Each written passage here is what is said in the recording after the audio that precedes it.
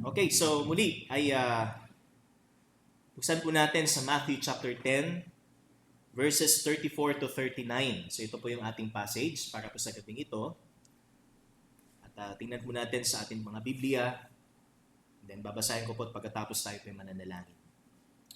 Matthew chapter 10, verses 34 to 39. Sa Tagalog po ay Mateo, Kabanata 10, talata 34 hanggang 39. Do not think that I have come to bring peace to the earth. I have not come to bring peace but a sword. For I have come to set a man against his father, and a daughter against her mother, and a daughter-in-law against her mother-in-law. And a person's enemies will be those of his own household. Whoever loves father or mother more than me is not worthy of me. And whoever loves son or daughter more than me is not worthy of me. And whoever does not take his cross and follow me is not worthy of me. Whoever finds his life will lose it, and whoever loses his life for my sake will find it. Sa Diyos po ang kapurihan sa pagbabasa ng kanyang salita. Tayo po isang na manalangin.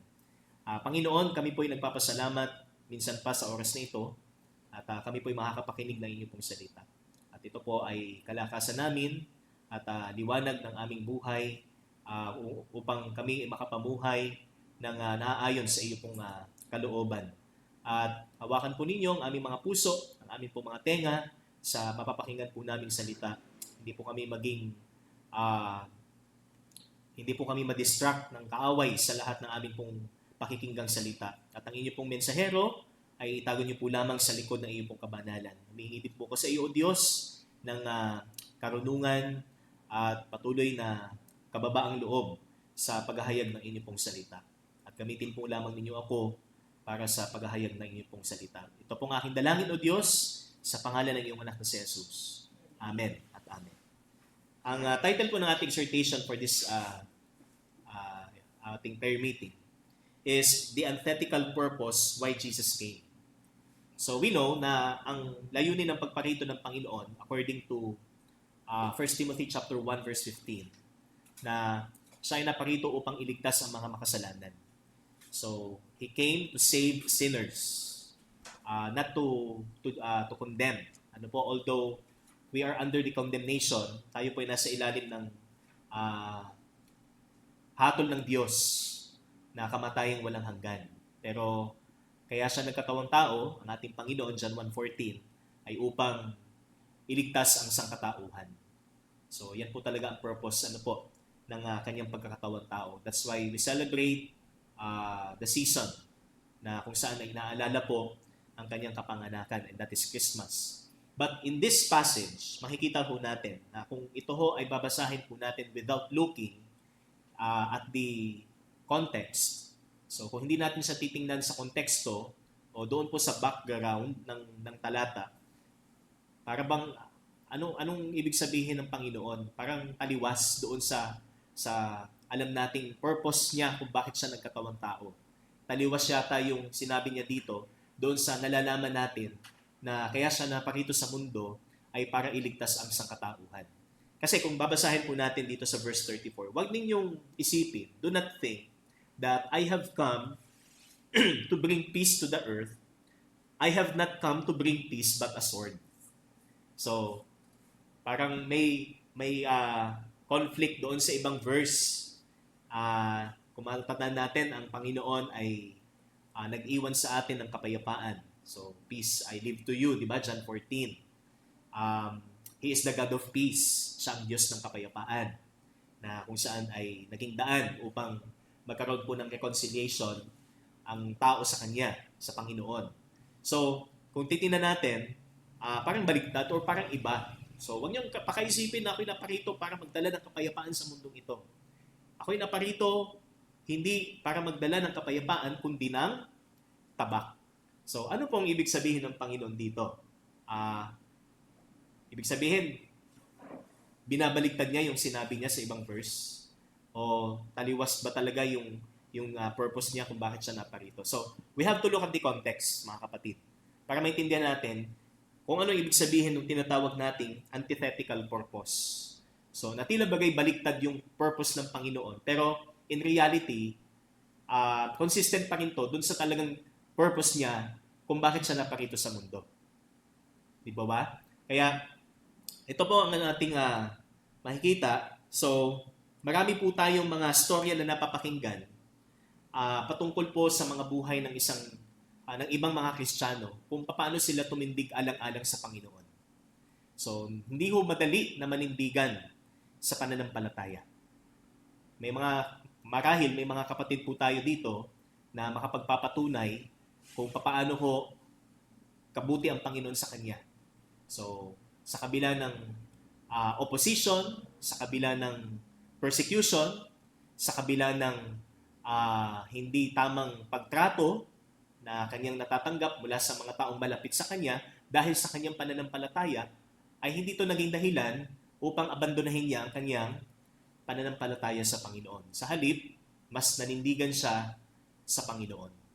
So, meron po akong isang napakinggang kwento na member po sa isang church na ka-fellowship po natin, na kung saan ay talagang hindi ho biro ang kanyang pinagdaanan bilang isang Kristiyano. Nung siya estudyante pa, lagi siyang tumatakas sa kanilang bahay para lang umattend sa church. So, talagang matindi yung opposition ng kanyang mga magulang sa kanyang pananampalataya. And dumating yung point na talagang halos sabihin na sa kanya na kung hindi niya i-abandon yung kanyang pananampalataya, ay itatakbil siya bilang anak. So, mawawalan siya ng mga privileges ng pagiging isang anak. So, hindi siya nagpatinag doon sa sinabi ng kanyang mga magulang, nagpatuloy siya. Pero, hindi naman dumating sa punto na tuluyan siyang itinakwil ng kanyang mga magulang. So, meron pa rin silang relasyon, as in, nag-exist pa rin yung relasyon nila bilang pamilya. Although, hindi pa rin talaga na, kumbaga masasabi natin na nandun yung harvest. So, hindi pa talaga nag-harvest. Pero siya'y naninindigan pa rin na maglilingkod sa Panginoon.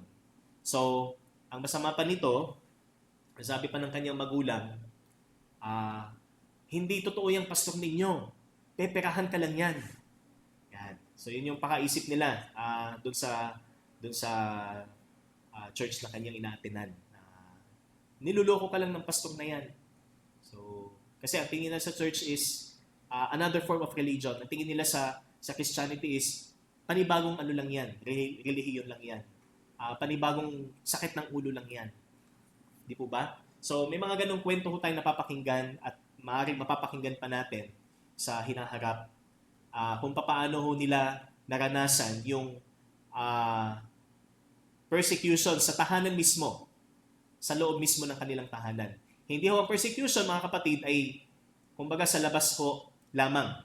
So, mula sa mga stranghero, mula sa mga taong hindi natin kilala, kundi ang unang-una hong persecution na ma-experience natin kapag tayo ay mag-confess ng ating pananampalataya ay sa loob mismo ng ating tahanan. Doon mismo sa area kung saan kilalang-kilala tayo, alam yung ating, kumbaga, tawag na natin, yung baho natin, di ba? Sus, sasabihin ka na iba, ikaw ay garege, sasabihin mong ikaw ay Kristiyano. Yan. So, may mga ganon. Ano po, na makikinig po tayo, na kilalang-kilala kita. Hindi ka magtatagal dyan. Hindi ka magtatagal dyan. Darating ang araw, siguro, 6 na buwan lang o 1 taon, balik ka na uli sa dati. So, yan yung mga mapapakinggan natin na diskriminasyon and persecution mula sa mga tao na hindi nila naiintindihan yung ating pinangahawakan. Di ba? Kaya itong gospel, it ultimately brings peace in every relationship that we have.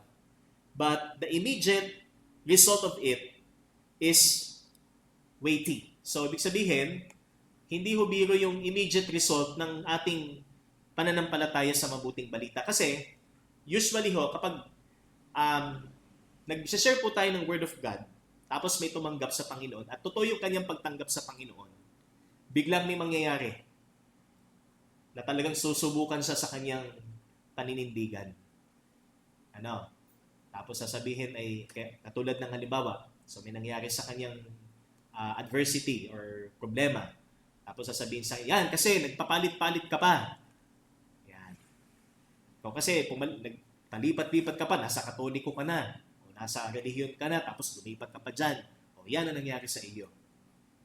Di ba? So, yun yung conflict na tinatawag na mangyayari talaga kapag tayo ay nagsimulang sumunod sa Panginoon. So, conflicts will arise in every word that we say in favor of Christ. So, verbally, sabihin natin, ako ay Kristiyano na, ako ay tumanggap na kay Kristo, ako ay mabubuhay para kay Kristo. Siyempre, magiging reaksyon ng mga yan, kung hindi sila tameme, kung pwedeng ikaw ay tatawanan, kung pwede ikaw ay bibiruin, di ba? So, yun yung mga common response na mapapakinggan natin sa kanila. Walang, uy, binabati kita. Ay, sino bang binabati ngayon sa mundo? Sino na ba yung mga binabati ngayon sa daigdig? Yung mga nagladadlad, di po ba? Yung mga nagsasabing sila'y ganere. Kasi ito yung kanilang preference. Ito yung kanilang pakiramdam. So, sila pa yung binabati ng mundo. Kapag sabihin mong ikaw ay Kristiyano, pagtatawanan ka. At hindi lang yan sa labas nangyayari, hindi lang yan sa social media nangyayari, sa tahanan mismo natin pwedeng mangyari. Okay? So family relationships might be on the verge of division and even permanent separation if we choose to stand for Christ. And this is consistent with Jesus' message to His 12 disciples. Kaya nga, sabi ko po kanina, tingnan muna natin in the context. Bakit tila baga ay saliwat o parang iba ang sinasabi ng Panginoon dito kumpara sa nalalaman nating purpose ng Kanyang pagparito. So, our salvation, di ba? Siya ay naparito para iligtas ang tao, para siya ay magdala ng kapayapaan, reconciliation. But here, sabi dito, do not think that I have come to bring peace to the earth. I have not come to bring peace but a sword. Because, ang kausap po niya dito, first, ito yung ating makikita. Looking at the context, ang kausap po niya dito is yung pong 12 disciples. Kasi dito ko sa chapter 10 ng Matthew, dito ho niya tinawag ang mga disciples. So from verse 1 down to verse 4, kung makikita ho natin, He called to Him His 12 disciples and gave them authority over unclean spirits to cast them out and to heal every disease and every affliction. So tumawag ang Panginoon ng 12 alagad, disciples. At itong 12 disciples na ito, binigyan niya na kumbaga parang may briefing ito eh. Nagbigay siya ng paunang instructions na kapag kayo ay akin ng mga alagad o ngayon na kayo ay akin ng mga alagad, ito ang mangyayari sa inyo. Daranas kayo ng ganito, maaari kayong makulong, maaari kayong sabi nga i-cast or sabi nga ang mga tao ay hindi kayo welcome sa kanila sapagkat kayo ay naglilingkod alang-alang sa akin. So, yun yung sinabi ng Panginoon dito. Kaya, ito ho is within sa mga ligtas. So, ultimately, nasa atin ang kapayapaan. So, we have the peace from God. Nasa atin ang kapayapaan, which is ang Panginoon.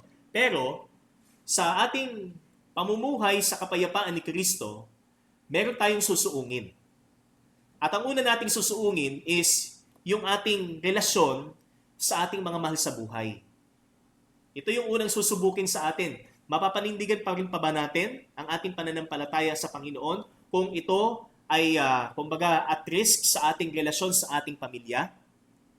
Na kapag halimbawa nag-stand tayo sa pananampalataya, kahit sabihin ng magulang natin, sige, piliin mo yan, hindi na kita anak. Anong gagawin natin? Ay siya, hindi na po. Itatakwil ba natin ang ating Panginoon? Dahil ang sinabi lang ng ating magulang, itatakwil tayo na kanyang anak? So, alin ang mas matimbang? Yung ating relasyon sa Panginoon o yung relasyon natin sa ating pamilya? So, napakahirap niyan. Kasi nga, tayo ay tinawag ng Panginoon para maging ilaw at sanlibutan. Kapag ina-apply naman natin, nagkakaroon ng conflict sa ating mga unbelieving loved ones, sa ating mga mahal sa buhay. Kaya, papaano yan?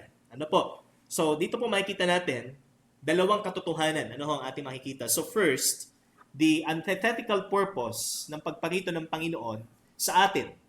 So within, ano ho? So para sa buong mundo, kapayapaan ang dala ng Panginoon. Pero sa mga iniligtas ng Panginoon, so yes, kapayapaan din ang dala niya. Pero yung kapayapaan na ito, may kaakibat. May kaakibat siyang conflict sa ating mga unbelieving na mahal sa buhay. Kaya sabi niya, I have not come to bring peace, but a sword. So number one, to bring a sword of rejection in our own household. So hindi yan automatiko na kapag sinabi mong ikaw ay Christian, magsasang-ayon sila lahat. Mapwera lang na sila ay nakakilala din sa Panginoon. Yun yung masayang pamilya. Di po ba? Pero it doesn't mean na less yung kaligayahan mo sa iyong buhay pananampalataya kung ang mga mahal mo sa buhay ay hindi pa nakakilala sa Panginoon. Kasi kung makakaranas ka ng persecution sa kanila, it means na totoo yung iyong pananampalataya. Mapwera lang na walang distinction. Walang distinction sa atin. Sinasabi mo Kristiyano ka pero yung buhay mo kapareho lang din ng iyong pamilya na hindi nakakilala sa Panginoon. Bisyo. Addiction. Ano pa? Yung masamang ugali. Di ba? So kung walang distinction, hindi yan tunay na pananampalataya.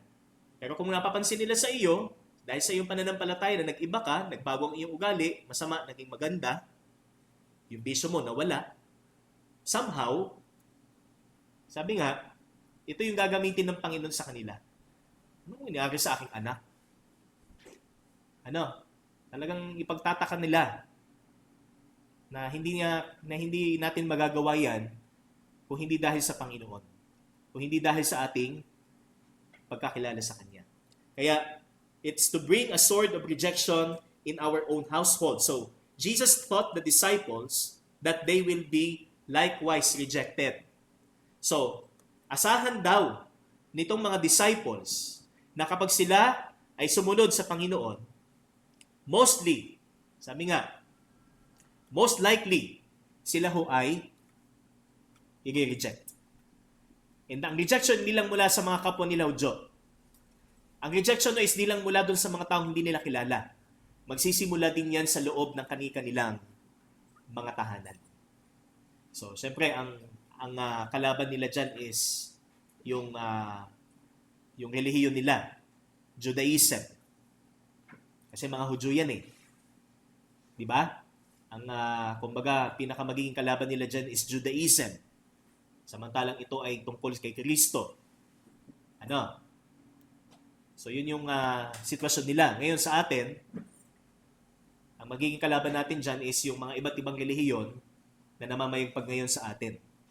So, pinaka-prominent nga dito sa atin is Roman Catholicism and mayroon pang iba. Pero, makikita ho natin, ito ho ay turo ng Diyos na ang sitwasyon ng isang tunay na mananampalataya ay hindi ho madali sapagkat susubukin siya sa tahanan, sa loob ng kanilang tahanan. Hindi ho maiwasan na magkaroon ng conflict. Otherwise, nagpatalo ka na. Nagpatalo ka na doon sa dapat ay panindigan natin. Kasi nga, ang pinag-uusapan dito ay si Kristo eh. Di ba? Spiritual na matter ito. Hindi ito dahil ikaw ay anak o ikaw ay family member. And pagdating sa spiritual na bagay, masusunod, although the head of the family, sabi nga, ama, kung siya na may unbeliever, siya pa rin. Di po ba? Kaya hindi ho maaari. Kasi ito yung sukat na sinasabi ho ng Panginoon. So, He taught the disciples that they will be likewise rejected. In John 1:11, ang sabi po dito, He came to His own and His own people did not receive Him. Kung papaanong ang Panginoong Jesus ay naparito at hindi siya tinanggap ng mga taong Kanya, tayo din, sabi nga, with our own household, likewise, pwede tayong i-reject. Pwede rin tayong sabihin na, or let's say, Hindi tayo welcome sa ating bahay. Ano? Magiging unwelcome sa atin ang ating mga mahal sa buhay. Lalo't naninindigan tayo sa ating Panginoong Hesus. So yun yung sitwasyon na sinasabi po dyan. Kaya we will be likely rejected by our families because of our faith. Kaya sabi ng Panginoon, tabak ang aking hatid, hindi kapayapaan. Kung kapayapaan within the passage, sabi nga, in light of the passage, ibig sabihin, ang gospel ho na ating pinangahawakan ay walang pinagkaiba doon sa gospel ng ating mga mahal sa buhay. Bakit pa natin kailangan mag-aral ng salita ng Panginoon pag ganyan? Ano po? Kaya nga, nandun yung ating yung ating pagtayo para sa Panginoon o paninindigan natin para sa Panginoon dahil alam nating sila ho ay wala sa Panginoon. Alam nating sila ho, kagaya natin dati, ay nangangailangan ng tagapagligtas. Gusto ho nating sila'y maligtas mula sa apoy. Bagamat sa bibig nila lumalabas na sila ho ay against sa ating pananampalataya. Napakahirap po niyan. Pero ito ho ang katotohanan. Ang sabi ng Panginoon, naparito ako upang magdala ng tabak, hindi ng kapayapaan. Verse 35, for I have come to set a man against his father, and a daughter against her mother, and a daughter-in-law against her mother-in-law. And a person's enemies will be those of his own household. Sa loob mismo ng tahanan natin, ay kaaway po natin o magiging kaaway po natin kapag tayo ho ay sumunod sa Panginoon. So this is quoted from Micah chapter 7.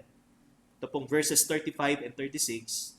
Ito ho ay quoted from the Old Testament, Matthew or Micah rather. Micah chapter 7 verse 6. So makikita ho natin yung seriousness ng pagsasabi natin na tayo ay Kristiyano.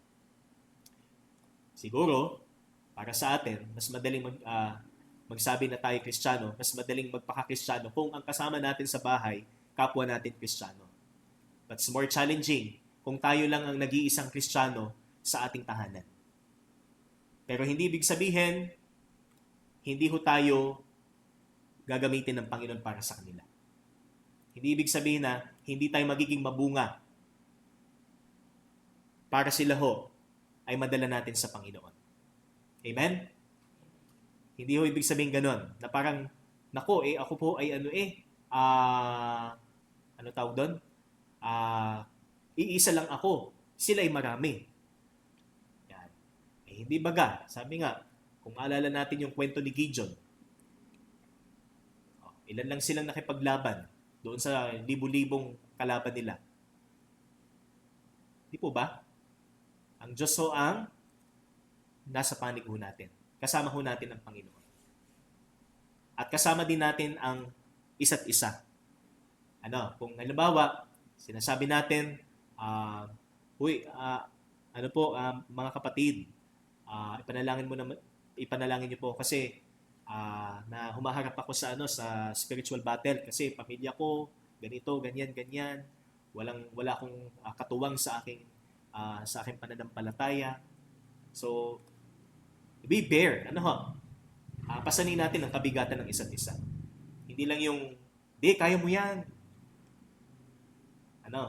Sabi nga, kaya mo yan. Wala lang tayong action, wala tayong ginagawa. Okay? Parang moral support lang. Pero ang kailangan nila is panalangin. Kaya ipanalangin din po natin. Okay? Family relationships may be broken because of our faith, but Christ will never forsake us. So there's the possibility na tayo ay i-forsake ng ating pamilya dahil sa ating paninindigan. Alin ang mas gusto ho natin? Ang tayo ay i-forsake ng mga mahal po natin sa buhay? Or ang Panginoong Hesus ang, sabi nga, ang mag-ano sa atin? Ang Panginoong Hesus ang lumayo sa atin o tumalikod sa atin. So, how much more, di ba? Na mas mahirap yan. Kasi nga, ang pinag-uusapan dito is walang hanggan. So, though it is seriously difficult to deal with, following Christ presupposes a willingness to endure such hardships. So, ang pagsunod sa Panginoon ay, sabi dito, presupposes a willingness. So, kumbaga, parang default sa kanyang sarili or handa na siya sa kanyang sarili na pagtiisan itong mga ganitong klaseng paghihirap o pagsubok. So, niyahanda na siya ng Panginoon. Kaya, ang nais din po ng Panginoon sa atin ay maghanda po tayo. Mapuwera lang, ayaw nating magkaroon ng conflict sa ating mga tahanan. Kaya, hindi ho tayo, kumbaga, sinasabi natin sa tahanan natin, ganito tayo, ako ay Kristiyano na. Ano po? So as not to cause conflict, but the reality na sa buhay ng isang Kristiyano, mangyayari na magkaroon po ng conflict. Alam niyo po yung against, yung salitang against po dito. It means division. So yung man against his father, a daughter against her mother, and a daughter-in-law against. So yung salitang against po dyan, it means division.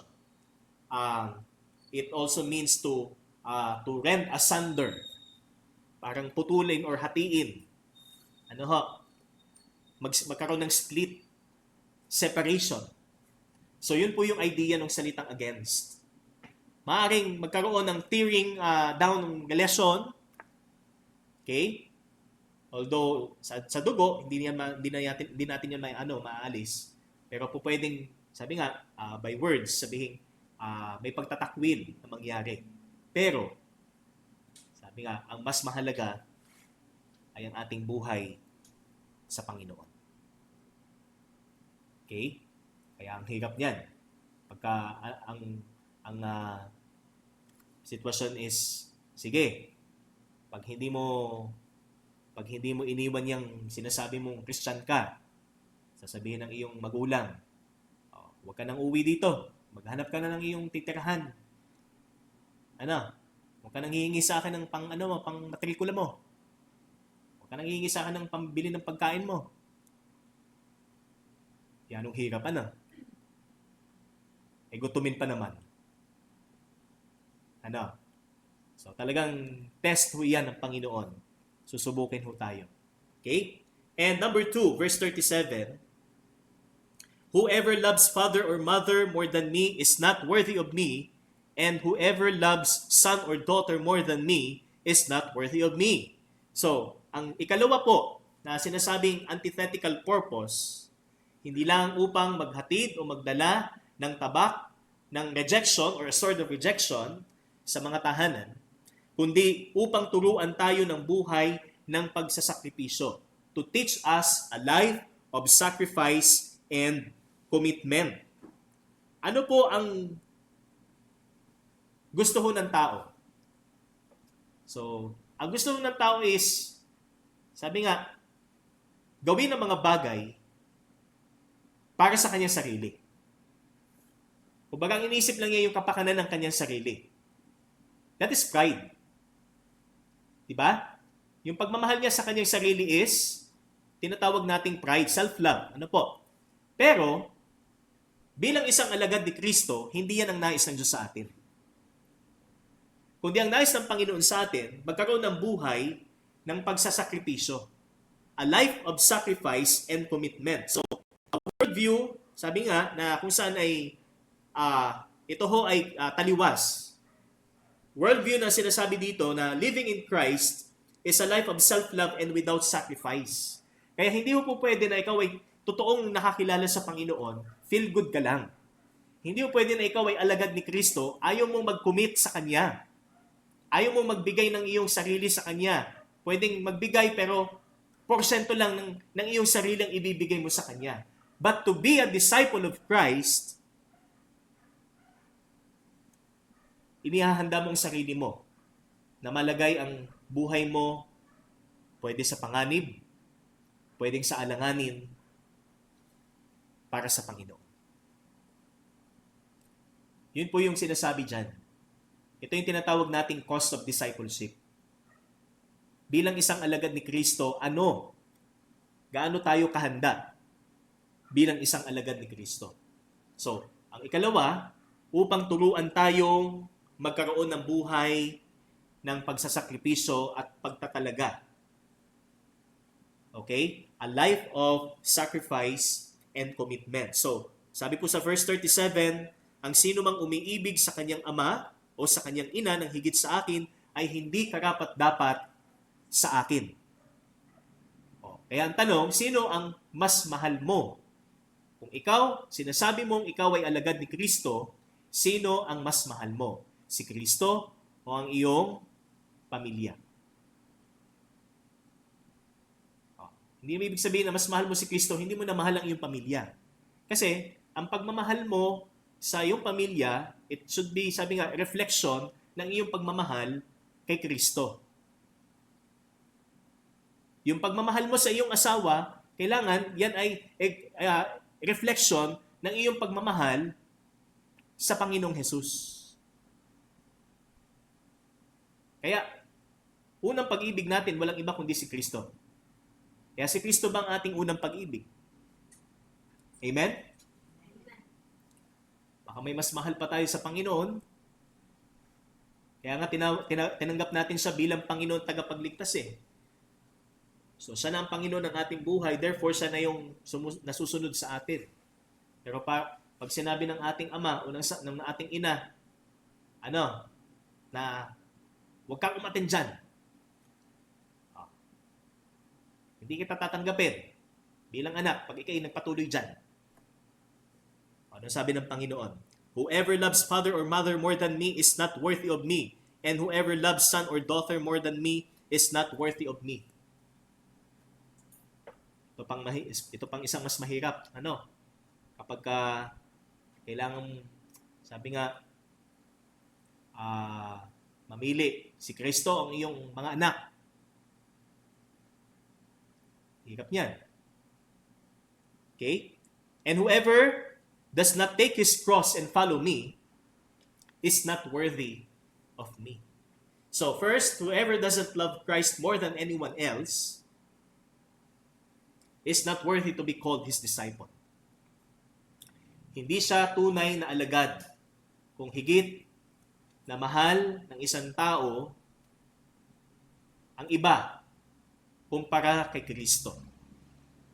Ikalawa, whoever does not take his cross and follow Christ is not worthy to be called his disciple. So yung cross ho dyan, so may mga interpretation kasi dyan na sinasabi na yung cross daw is yung mga trials, yung mga paghihirap sa buhay. So actually hindi lang po yun ang ibig sabihin ng cross dyan. Kundi ang sinasabi ho ditong cross is ang sinisignify po ng krus ho sa mga Hudyo is death o kamatayan. Kaya, ang ibig sabihin ng sinasabi ditong whoever does not take his cross is yung hindi mo nilalagay yung sarili mo doon sa alam mong ikamamatay mo or hindi ka handang mamatay para sa Panginoon. So yun po yung ibig sabihin ng whoever doesn't take his cross. Okay? And follow him. So yun po, the cross is the willing sacrifice of everyone that he has according, sabi dito, or including his life for the sake of Christ. Yung bang takot kang ibigay ang iyong buhay para sa Panginoon? Halimbawa, missionary. May tumatawag na missionary, pero tinatawag ka ng Panginoon, ay ayoko dyan kasi pwedeng mamatay ako dyan. Yan. Ay ayoko dyan kasi pinapatay ang mga Kristiyano dyan. Tawag ng Panginoon. Diba? So, sino makakapagpigil sa tawag ng Panginoon? Halimbawa, may assignment sa atin. Kapatid, punta ka din sa ganitong lugar. Ay yung pala ay pugad ng mga masasamang loob. Halimbawa, sa isang komunidad, So meron tayong contact doon ng Bible study. Tapos inabot tayo ng gabi. Oh. So, naku, patay. Inabot tayo ng gabi, delikado. Kasi maraming manlalabas. Hindi yung manlalabas na ano ha. Ah, iba yung manlalabas na alam natin eh. Yung ibig sabihin ay maraming mga masasamang loob na lumalabas sa ganung oras. So, syempre takot tayo, di ba? Bilang tao. Pero yan yung reality na talagang ma-encounter ho natin yan kapag tayo ho ay naglilingkod sa Panginoon. So, nandun talaga yung risk na pwede ho nating ma-encounter. Kaya, whoever doesn't take his cross and follow Christ is not worthy to be called his disciple. So, hindi ho katangian ng isang alagad ng Diyos o ng Panginoon ang takot, sabi nga, mamatay kapag siya ay naglilingkod sa Panginoon. So, isipin natin, sa tuwing tayo ho ay binibigyan ng opportunity, nasa mundo ho tayo. Nandyan yung panganib, nandyan yung risk. Pero, rest assured, na kapag gawin po natin ang kalooban ho ng Panginoon, kasama ho natin siya. Okay? Unless, kung ito yung paraan ng Panginoon para tayo bumalik sa Kanya. Kasi hindi natin alam ang mind ng Panginoon eh. But at least, umalis tayo sa mundong ito na nasa Panginoon. Okay? And whoever loses his life for Christ, there will be true and eternal life. So, yung ating pangatlong subpoint. Whoever loses his life for Christ, there will be true and eternal life. So, ang tunay at walang hanggan, sabi nga, tunay na buhay na walang hanggan, ay para lamang sa mga taong handang ibigay ang kanyang buhay para sa Panginoon. Hindi yung takot siyang mamatay sa kanyang paglilingkod sa Panginoon. That is discipleship. That is to be, sabi nga, a disciple of Christ. Hindi ho madali. But this is sabi nga, the right thing to do. Ito yung tamang gawin. Sapagkat ito ho ang kalooban ng Panginoon sa atin. Whatever it takes. Kaya nga meron tayong isang awit, I have decided to follow Jesus. No turning back, no turning back. Yun yung tunay na pagsunod. Hindi na yung babalik tayo sa pinanggalingan natin, doon sa comfort zone natin. Halimbawa, nagkaroon ng opposition sa bahay, ay bumalik na tayo, nag-turn back na tayo, hindi na tayo sumunod sa Panginoon. But ang sabi po doon, no turning back, no turning back. Kaya pag tayo ba'y susunod sa Panginoon, hindi na tayo babalik sa dati. Kapag dumating ang mga sitwasyong katulad dito ho, sa ating passage. Hindi na tayo babalik, wala nang babalikan eh. Wala nang babalikan, itinakwil na. Pero, may uuwihan po tayo sa langit. Kung wala man tayong uuwihan sa mundong ito, dahil tinakwil tayo, dahil sa ating pananampalataya, may langit na bayang pangako ang Diyos sa atin. Amen? Amen.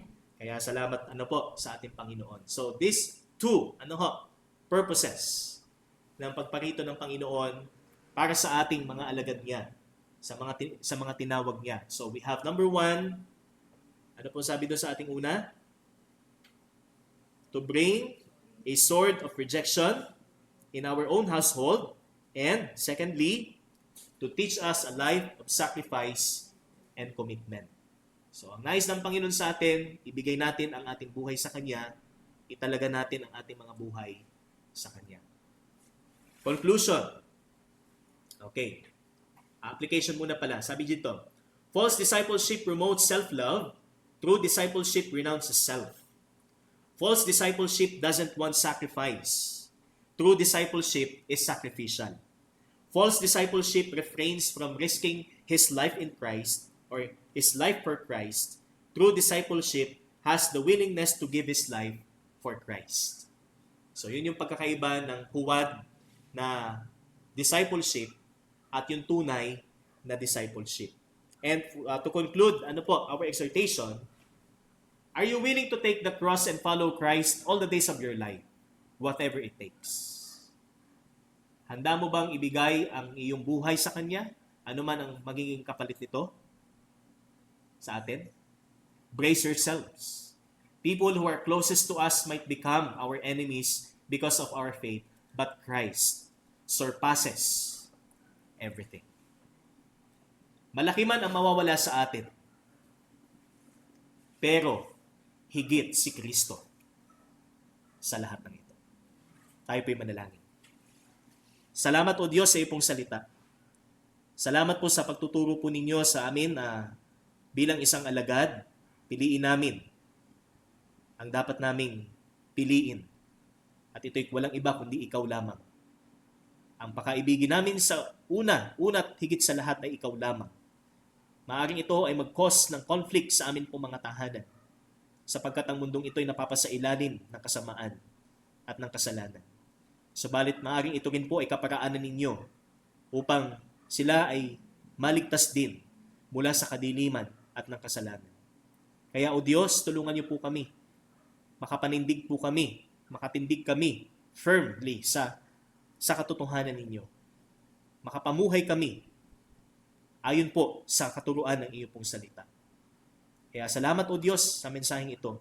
Pinupuri ka namin at pinasasalamatan sa pangalan ng iyong anak na si Jesus. Amen at amen. Purihin po ang Panginoon.